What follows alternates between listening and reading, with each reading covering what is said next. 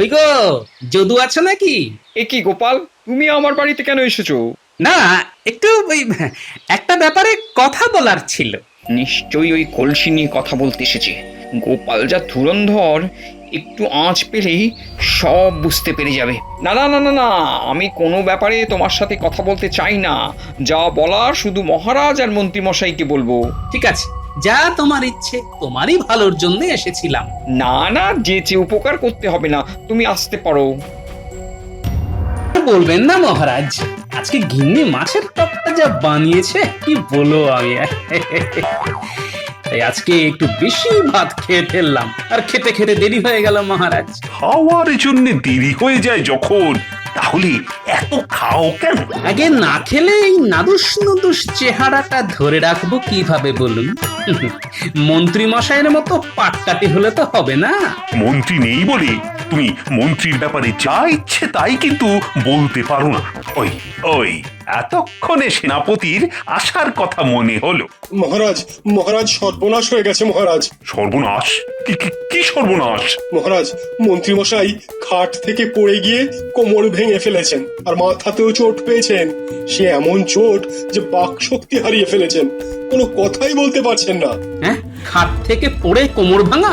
কি মুশকিল, এ তো মহা সমস্যা হলো। এবার কি হবে? মন্ত্রী ছাড়া রাজসভাটা চলবে কি করে? আচ্ছা, মন্ত্রী মশাইয়ের না হয় কোমর ভেঙেছে, কিন্তু আমাদের বৈদ্য মশাইও তো দেখছি অনুপস্থিত। হ্যাঁ হ্যাঁ, ঠিকই তো। হ্যাঁ, ওদিকে রাজবৈদ্য মশাইও মন্ত্রীমশাইয়ের সেবা যত্নে দিবারাত্রি পড়ে আছেন মহারাজ। উফ, কি বিপদে পড়লাম রে বাবা। বৈদ্য না হয় হলো, কিন্তু এই মন্ত্রী ছাড়া রাজ্য চালাবো কি করে? মহারাজ, আমি বলি কি, আপনি বরং এই আপদকালীন সংকটের সময় গোপালকে মন্ত্রী করে দিন। এমনিতেও আপনি যাই সমস্যায় পড়েন না কেন, তা তো গোপালই সমাধান করে দেয়। হ্যাঁ, না না, গোপাল আর মন্ত্রী, তা কি করে হয়? মানছি গোপাল রাজসভার সভাসদ, কিন্তু পূর্ব ইতিহাস একটু নাড়াচাড়া করে দেখলে তো বোঝাই যায় যে গোপাল একজন নাপিত ঘরের ছেলে। নাপিত ঘরের ছেলে তো কি হয়েছে? মানুষের যোগ্যতাই মানুষের পরিচয়। হ্যাঁ, তুমি তো শুধু নামেই এই রাজ্যের সেনাপতি। আজ অব্দি কোনোদিন কোনো যুদ্ধ করেছো বা যুদ্ধে জিতে এসেছো? উফ, একদম জোকের মুখে নুন পড়েছে। বেশি কথা বলো না বিজ্ঞানী, একটা ভাঁড় কখনো মন্ত্রী হতে পারে না। এই তোমরা থামো তো একটু। উফ, এখন আমাদের সবার আগে যা করা দরকার সেটা বলো। মহারাজ, আমার মনে হয় আমাদের এখন প্রথম কাজ হওয়া উচিত একবার মন্ত্রী মশাইকে সচক্ষে দেখে আসা, যে তিনি কেমন আছেন। এই তো এটা তুমি একদম ঠিক কথা বলেছ। চলো সবাই মিলে গিয়ে একবার মন্ত্রী মশাইয়ের সাথে দেখা করে আসি।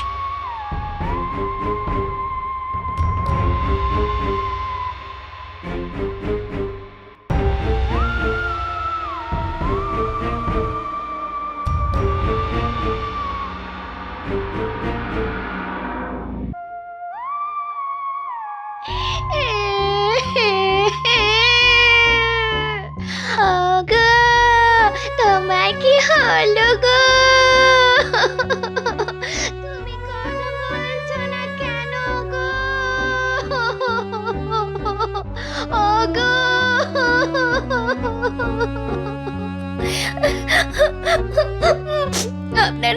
আপনারা এসেছেন?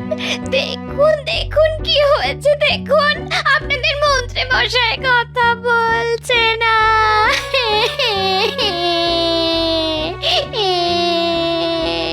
কি মন্ত্রী মশাই, কিছু তো বলুন। দেখলেন তো মহারাজ, আপনি দেখুন এবার আমি কি করব। কি, এই তো দেখছি মন্ত্রী মশাই বোয়াল মাছের মতন শুধু মাঝে মাঝে মুখ খুলছেন আর বন্ধ করছেন। এই ফাজলামি বন্ধ করো গোপাল, এই সমস্যার সময় তুমি মস্করা করছো।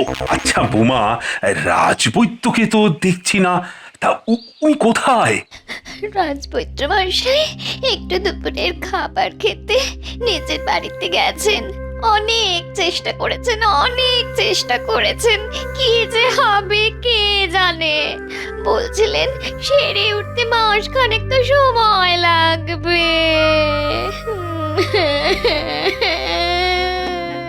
হ্যাঁ হ্যাঁ, তা তো বটেই। ঠিক আছে ঠিক আছে, তুমি কোনো চিন্তা করো না বৌমা। আমি তোমায় আশ্বাস দিচ্ছি যে যতদিন না মন্ত্রী পুরোপুরি ঠিক হচ্ছে ততদিন রাজবৈদ্যই রাজসভায় না এসে এইখানে মন্ত্রীর চিকিৎসারত থাকবেন। ধন্যবাদ মহারাজ। ও মন্ত্রীমশাই, মন্ত্রীমশাই, আপনার কি হলো মন্ত্রীমশাই? এভাবে আপনারা কাঁদবেন না, তাতে উনি আরো ভেঙে পড়বেন। হ্যাঁ হ্যাঁ, ঠিক বলেছ বৌমা, আমাদের ভালো কথা ভাবতে হবে। এই যা অবস্থা দেখছি, তাতে তো যদি সেরেও ওঠে তাতেও তো কয়েক মাস। কিন্তু এই এতগুলো দিন আমি কাকে মন্ত্রী করব? মহারাজ, মন্ত্রীমশাইয়ের যদি আপত্তি না থাকে তাহলে একবার জিজ্ঞেস করো না গোপালকে মন্ত্রী করবেন কিনা। হ্যাঁ, উনি উনি বোঝাতে চাইছেন না না, একদম না।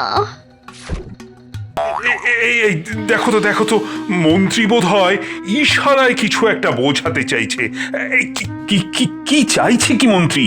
উনি একটা কাগজ আর কলম দোয়াত আনতে বলছেন, আমি নিয়ে আসছি। এই তো, এই যে, হ্যাঁ, লিখুন লিখুন। কি লিখেছে দেখি। মহারাজ, ওই পেট মোটা গোপালকে ভুল করেও মন্ত্রী হতে দেবেন না, তাহলে রাজ্যের অনিষ্ট হয়ে যাবে। যদি এই কদিনের জন্য কাউকে মন্ত্রী করতেই হয় তাহলে কৃষ্ণনগরের বিচক্ষণ বুদ্ধিমান ব্যক্তি ভগবানকে মন্ত্রী করুন, যে যথেষ্ট বেশি মাথায় বুদ্ধি রাখে। না না, গোপালের থেকে আর বেশি বুদ্ধিমান কে হতে পারে? দেখুন, আমার বিন্দুমাত্র লোভ নেই ওই মন্ত্রিত্ব পদের জন্য। তবে মহারাজের কাছে আমার একটাই অনুরোধ, এমন লোককে আপনি মন্ত্রী হিসেবে আনুন যাতে তার দেওয়া মন্ত্রণা যেন যন্ত্রণা না হয়ে যায়। ঠিক আছে, মন্ত্রী যখন নিজেই বলেছে ভগবানকে এই আপৎকালীন মন্ত্রী করার জন্য, তখন তাকেই করা হবে। কি বলো সভাসদগণ? ঠিক আছে সেনাপতি, তোমার উপরই তাহলে দায়িত্ব থাকলো। তুমি ভগবানকে আজকে বিকেলে আমার সাথে দেখা করতে বলো, আমি ওকে সব বুঝিয়ে দেব। আচ্ছা মহারাজ। বৌমা, তুমি তাহলে মন্ত্রীর খেয়াল রাখো, আর সঙ্গে তো বৈদ্য রইলই। দেখো মন্ত্রী নিশ্চয়ই তাড়াতাড়ি সেরে উঠবেন। তাহলে আমরা এখন আসি।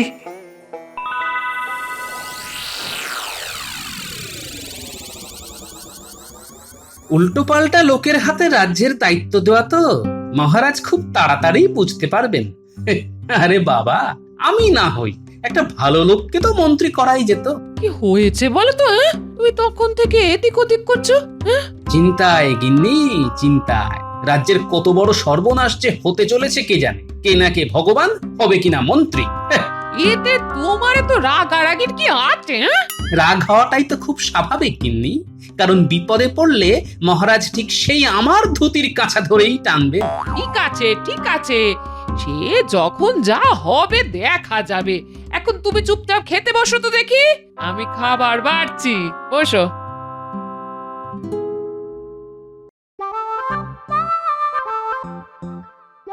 ও, আমি মনে হচ্ছে স্বপ্ন দেখছি। এই ভগবান হবে কিনা মন্ত্রী। এবার শুধু দু হাতে কামাবো। মন্ত্রী মশাই, আপনাকে শত কোটি প্রণাম। ও ভাবা যায় না।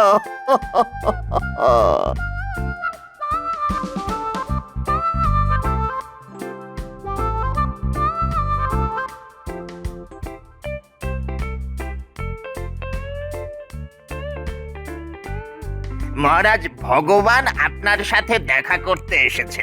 ওহ, চলে এসেছে? তাহলে পাঠিয়ে দাও। আপনি আমাকে ডেকেছিলেন মহারাজ? হ্যাঁ ভগবান, শোনো, আমাদের রাজসভার মন্ত্রী এখন ভীষণ অসুস্থ, তাই তোমাকে ওর অবর্তমানে ওর পদ সামলাতে হবে। এ তো আমার পরম সৌভাগ্য মহারাজ। কাল তাহলে সকাল সকাল রাজসভায় চলে এসো। সেখানেই আমি তোমার নতুন মন্ত্রী হওয়ার কথা সকল সভাসদদের সামনে ঘোষণা করব। দেখো আবার যেন দেরি করো না। যথাজ্ঞা মহারাজ। তাহলে আমার প্রিয় সভাসদেরা, কি এবার তোমরা তোমাদের নতুন মন্ত্রীকে পেয়ে খুশি তো? খুশি মহারাজ, খুব খুশি। হ্যাঁ মহারাজ, বেশ খুশি। মহারাজ, আপনি আমাদের রাজ্যের প্রধান, আপনার সকল সিদ্ধান্তেই আমি খুশি। মহারাজ, আমার মনে হয় আপনার একটু ভেবে দেখা দরকার ছিল। আপৎকালীন মন্ত্রী হিসাবে গোপালই কিন্তু সামলে দিতে পারতো, কারণ আমরা দেখেছি গোপাল একাই 100। আর আমি 101। মহারাজ, আমি এই কাগজে একটা খসড়া তৈরি করে রেখেছি যে এই রাজ্যে গ্রামের মানুষের সমস্যা কি কি, কাদের বাড়িতে ইঁদারা দরকার, কোথায় সেচের জন্য পুকুর খুঁড়তে হবে, হ্যাঁ, কোন মাঝির নৌকা সারানোর টাকা নেই, এই সব। সাবাস সাবাস ভগবান, সাবাস। এই তো চাই, এই তো আমার মন্ত্রীর মতন কথা। তাই আমিও এখন সকল সভাসদদের সামনে এই ঘোষণা করছি যে আজ থেকে ভগবানই মন্ত্রীর পদে নিযুক্ত থাকবে, যতদিন না আমাদের মন্ত্রীমশাই পুরোপুরি সুস্থ হয়ে যায়। মহারাজ, এই মুহূর্তে আমার মাথায় আমি একটা কবিতা রচনা করেছি। রচনা করেছো যখন, তখন আর দেরি কেন, বলি ফেলো। সবাই বলো সমস্বরে, জয় ভগবানের জয়, পরাণ খুলে ডাকলে পরে ভয় করবে জয়। অসাধারণ অসাধারণ। তাই আজকে আমাদের মাঝে ভগবানকে নতুন মন্ত্রী হিসাবে পাওয়ার আনন্দে সবার জন্য আমি একটু পেট পুজোর বন্দোবস্ত করেছি। সাধু সাধু। আজ তাহলে সভা এখানেই শেষ, তোমরা সবাই খেয়ে দিয়ে বাড়ি যাও, কালকে আবার সভা হবে। যথাজ্ঞা মহারাজ। তাহলে আজকে রাজসভা শুরু করা হোক। প্রথমেই বলে রাখি, মন্ত্রী ভগবান, তুমি গতকাল আমাকে যে একটা খসড়া করে দিয়েছিলে, সেই অনুযায়ী আমি লোকজনকে কাজে পাঠিয়ে দিয়েছি রাজ্যে কার কি সমস্যা সেটা দেখার জন্য। ধন্যবাদ ধন্যবাদ মহারাজ। মহারাজের জয় হোক। বলো সেপাই, কি বলতে চাও? মহারাজ, আপনার সাথে দুজন বণিক দেখা করতে চান, তাদেরকে কি পাঠিয়ে দেব? হ্যাঁ হ্যাঁ, পাঠিয়ে দাও পাঠিয়ে দাও।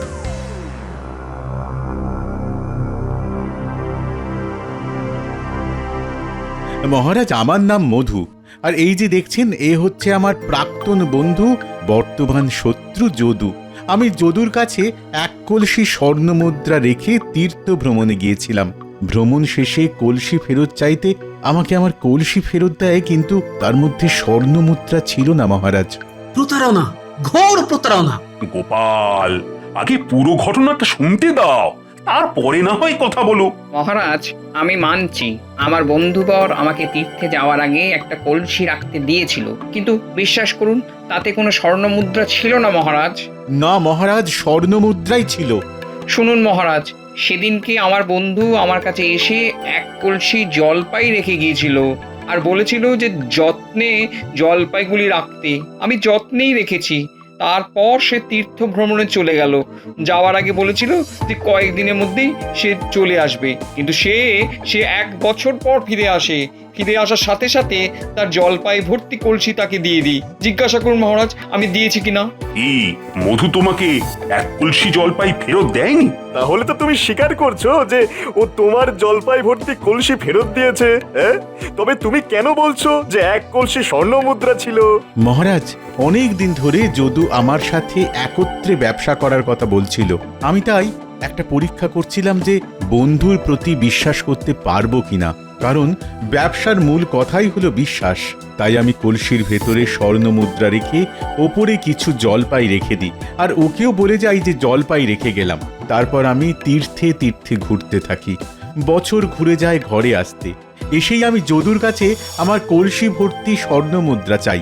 মিথ্যে কথা, ও এসে বলে আমার জলপাইগুলি ফেরত দাও। বলো, তাই বলেছো কিনা বলো। যেহেতু আমি ওকে স্বর্ণ মুদ্রার কথা বলিনি, তাই বলেছি জলপাই ভর্তি কলসি ফেরত দিতে। কি মুশকিল হলো বলো তো, জলপাই, স্বর্ণ মুদ্রা, আমার মাথাটা কেমন ঘুরছে। কে কাকে ফাঁসাচ্ছে কে সত্যি বলছে কি মিথ্যে বলছে কিছুই তো বোঝা যাচ্ছে না।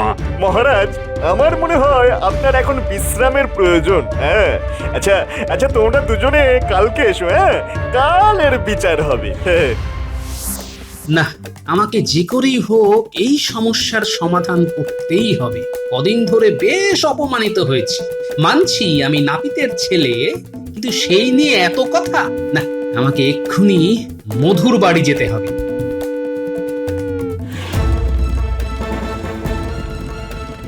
এ কি গোপাল দাদা, তুমি আমার বাড়িতে? একটা দরকারে এলাম, আর আমি যে এসেছি এটা 5 কান করো না। না না, কি যে বলো। আচ্ছা, তুমি এবার আমাকে যদুর দেওয়া জলপাই ভর্তি কলসিটা একবার দেখাও তো। এই এই দেখো গোপাল দাদা। বাহ, সবুজ সতেজ জলপাই ভর্তি কলসি। ঠিক আছে ঠিক আছে মধু, সত্যের জয় হবে। শুধু জলপাই সহ কলসিটা কাল নিয়ে এসে লুকিয়ে রেখো। আমি দেখতে চাইলে তবেই দেখাবে। আচ্ছা গোপাল দাদা।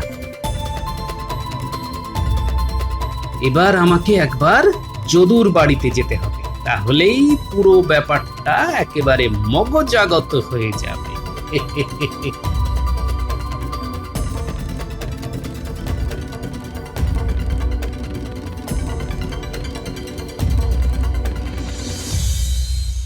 ওই গো, যদু আছো নাকি? এ কি গোপাল, তুমি আমার বাড়িতে কেন এসেছো? না, একটু ওই একটা ব্যাপারে কথা বলার ছিল। নিশ্চয়ই ওই কলসি নিয়ে কথা বলতে এসেছে। গোপাল যা ধুরন্ধর, একটু আঁচ পেলেই সব বুঝতে পেরে যাবে। না না না না না, আমি কোনো ব্যাপারে তোমার সাথে কথা বলতে চাই না। যা বলার শুধু মহারাজ আর মন্ত্রীমশাইকে বলবো। ঠিক আছে, যা তোমার ইচ্ছে, তোমারই ভালোর জন্য এসেছিলাম। না না, যেচে উপকার করতে হবে না, তুমি আসতে পারো। বাহ বাহ বাহ, কেমন তেলে বেগুনে জ্বলে উঠল। গোপালকে দেখেছো, কিন্তু গোপালের ফাঁদ দেখনি। টেরটা পাবে কাল তখনই। আজ রায়দান, ভগবান তুমি বলো যে তুমি কি ভাবলে। দেখুন মহারাজ, কাল রাত্রে আমি চুল ছেঁড়া বিচার করলাম। তাতে কথা শুনে আমার মনে হচ্ছে মধু মিথ্যে কথা বলছে। হ্যাঁ, মধুর কলসিরে স্বর্ণমুদ্রা ছিলই না। এই পুরোটাই ধাপ্পাবাজি করে বেশ কিছু স্বর্ণমুদ্রা হাসিল করার চাল মাত্র। হ্যাঁ, সাধু সাধু। না মহারাজ, আমি সত্যি সত্যি মিথ্যে আমি শুনতে চাই না। তোমার কাছে কি কোনো লিখিত প্রমাণ আছে? তা নেই। বন্ধুর বিশ্বাসের পরীক্ষা নিতে গিয়ে আমার এমন শাস্তি হবে আমি কল্পনাও করতে পারছি না। শোনো, ভগবানের কথা আমার যথার্থ মনে হয়েছে। মহারাজ, আমাকে যদি একটা সুযোগ দেন, তাহলে আমি প্রমাণ করে দেব যে মিথ্যা বলছে যদু। খাতা কলম ছাড়া তুমি কিভাবে প্রমাণ করবে গোপাল? তাহলে শুধু দেখে যান। ভাই মধু, তুমি সেই জলপাই ভর্তি কলসিটা কি এনেছো? হ্যাঁ গোপাল দাদা, এনেছি।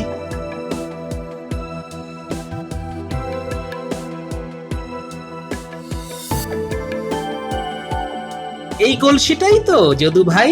হ্যাঁ, এই কলসিটাই আমাকে দিয়েছিল, আমি এটাই ফেরত দিয়েছি। যেমন দিয়েছিল তেমন জলপাই আছে, বিশ্বাস না হলে দেখে নিন। হ্যাঁ, সেটা নিশ্চয়ই দেখব। যদু এই সতেজ তাজা জলপাইগুলোই তোমার কাছে রাখতে দিয়েছিল, তাই তো? হ্যাঁ, এইগুলোই। দেখুন মহারাজ, এখানেই প্রমাণ হয়ে যায় কে মিথ্যে কথা বলছে। মহারাজ, জলপাই কি 1 বছর ধরে এইরকম সবুজ আর সতেজ থাকে, না কালের নিয়মে তাতে পচন ধরে? পচন ধরে? তাহলে মধু যদি 1 বছর আগে টাটকা জলপাই দিয়ে থাকে, তাহলে 1 বছর পরে সেই জলপাই টাটকা থাকলো কি করে?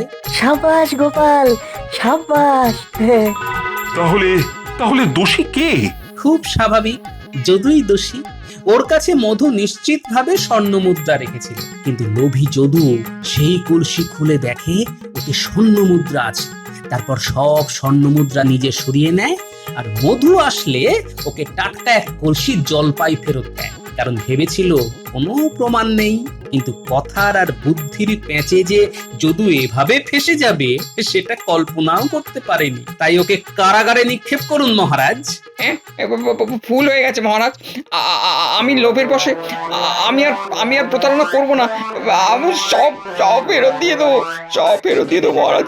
আমাকে ক্ষমা করে দিন, আমাকে ক্ষমা করে দিন মহারাজ। আমি সব ফেরত দিয়ে দেবো। ফেরত তো তোমাকে দিতেই হবে, কিন্তু অপরাধ করার শাস্তিও পেতে হবে। সত্যি গোপাল, তুমি আবার প্রমাণ করে দিলে তোমার বুদ্ধির কাছে সবাই ছাপোষা। মহারাজ, আমি মূর্খ, আমি ভাঁড়, আমি জনগণকে হাসাই, কিন্তু আমার যোগ্যতা নিয়ে বিগত কয়েকদিন ধরে অনেক প্রশ্ন উঠেছিল, তাই সেটা প্রমাণ করার দরকার ছিল, আর আমি সেটা প্রমাণ করেছি। তাই আমি আর যাই, যদি সম্মান দিতে পারেন তবে আবার ফিরে আসবো। আর চলি। আরে আরে, যাচ্ছ কোথায়? তোমার মতো রত্ন থাকতে আমার যে কোনো চিন্তাই নেই। গোপাল, ও গোপাল, আমি যদি তোমাকে কোনো কটু কথা বলে থাকি তার জন্য আমি সত্যিই দুঃখিত। তাই এই নাও গোপাল, তোমার উপহার। তবে এই যে আমার মন্ত্রী ভগবান, এই মন্ত্রী হওয়ার সুবাদে তুমিও এখন গোপালকে দেখে দেখে নিজের বুদ্ধিটাকেও একটু ঝালিয়ে নাও। কি বুঝলে?